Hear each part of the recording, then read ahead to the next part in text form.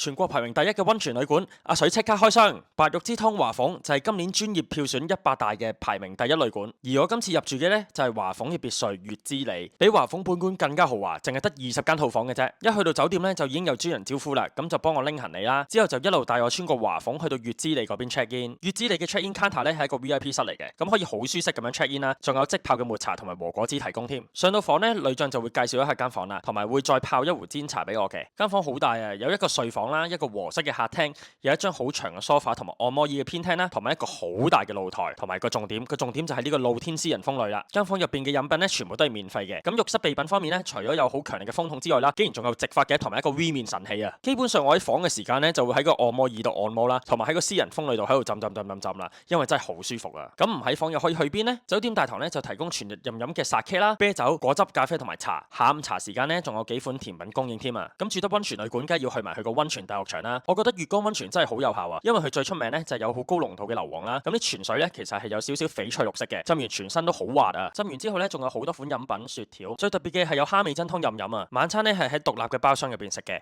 咁係好高質嘅會席料理啦。重點咧係有龍蝦刺身啦，主菜有新潟縣好出名嘅川上牛，同埋有一試愛上嘅龍蝦味噌湯啊！咁咧最後嘅甜品拼盤咧都好好食，而早餐都係喺同一個地方食啦，亦都係一些和食嘅料理。咁好食係好食嘅，不過我自己就中意食西式早餐多啲啦。呢間旅館不愧為全國第1名嘅旅館啊！如果有機會咧，我都想再住多晚啊！